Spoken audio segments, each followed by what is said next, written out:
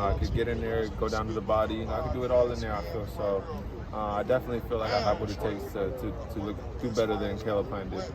All right, changing things up a little bit. Canelo, he earned a decision over Berlanga. If both you and Berlanga are successful in your next fight, do you believe you'd be able to secure a stoppage against him against Edgar? Berlanga, yeah, for sure, man. You know, but Berlanga, man, he's never even said my name. You know, he'll say stuff after my fights and like criticize my performances, but he'll never say let's fight. He'll never say let's run it, let's fight next. You know, and that's what I say. I don't criticize. No, I say let's fight. You know, let's get the fight going, and I hear crickets. You know, everything but let's fight from exactly. Berlanga. You know, so. When he's ready to fight, then he can open his mouth and say something, you know. But until then, keep that mouth shut, man. And then the last question, man. Who do you believe has a better shot at landing a potential fight with Canelo, you or David Benavidez, and why? That's a great question. I feel like at this point, me, just because I mean, how long David's been waiting his whole career for that fight, you know, and it hasn't happened, you know. So I just feel like at this point, David's already over it, you know. He's already looking to be undisputed at 175, you know, and do other bigger things that don't involve Canelo, you know. And like, I'm the #1 contender right now at WBO for Canelo, you know. So I'd say I'll be closer than David right now. But there's no telling what Canelo's going to decide to do. So we'll see what happens. That's what's up, man. Well, good luck, and we appreciate you, dog. Thanks a lot, man. Thank you. Hey, Diego, man, I met you on this right here about 5 or 6 years ago Yes, when sir. you just signed, I think, with Matchroom. Yeah, I was 18 years old. 18, man. How's the journey been so far? It's been amazing, man. You know, from thinking back from when I was 18 and I was sitting here, I feel like here it was the first time where I felt like I got a lot of love from the fans. Like everyone was screaming my name. You know, people were asking me for pictures. You know, and as an 18-year-old kid who's starting off his career, it's kind of like mind-blowing. You know, it meant a lot for me at the time. You know, and it kind of prepared me for what's to come. And since then, it's been an amazing journey. You know, now 23-0. Back here this time, co-main event.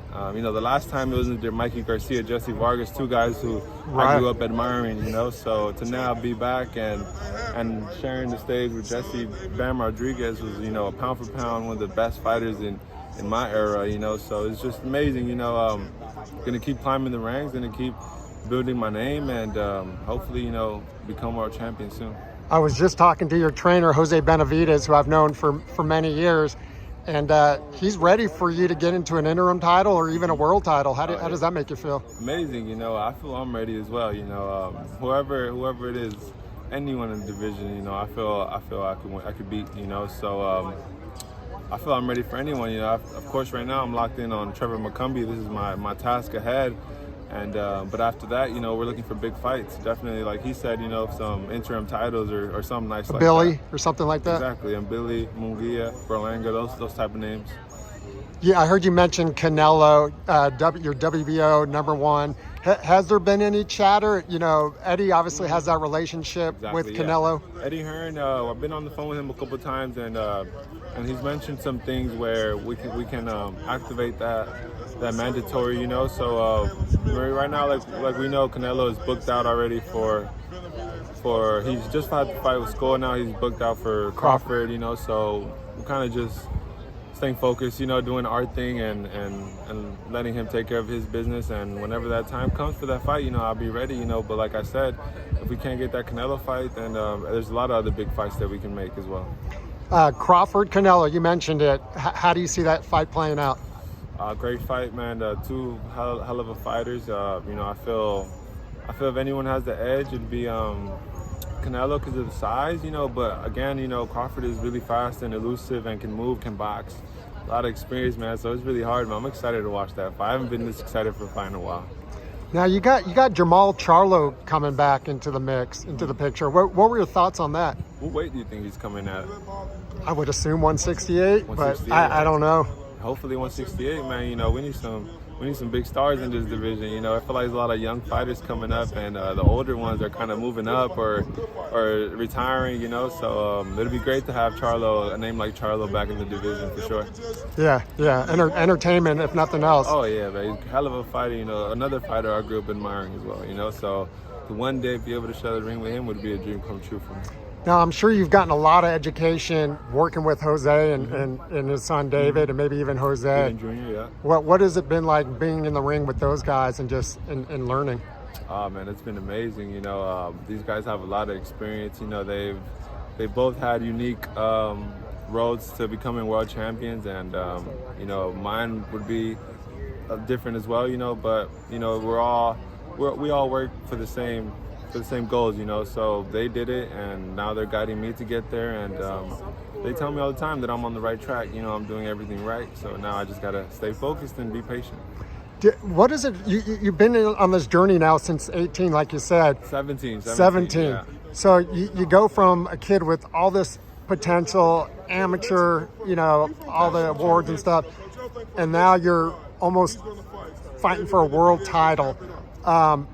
Do you feel like you're still getting better or even close to your potential? Definitely still getting better. I just turned 24, you know, so I feel like my man strength is coming in now. You know, I don't feel like that kid anymore. I feel like a man, especially after having my baby. You know, I feel like that really aged me, you know, and turned me into a man. So I'm excited, man. You know, like you said, from 17 to now 24, 23-0.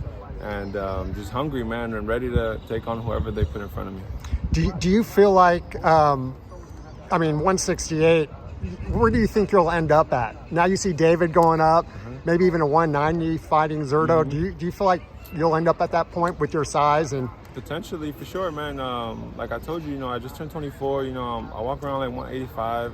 So definitely could move up in the future. You know, I feel like a few more years I get a little bigger and definitely have to move up, because I'm not the type of guy who likes to struggle to make weight. You know, once it's getting a little, you know, I move up. You know, it is what it is. I started off my career at 160, and then I was walking around 178. You know, so I'm like, I can't cut this much no more. I need to move to 68. I don't like to cut weight.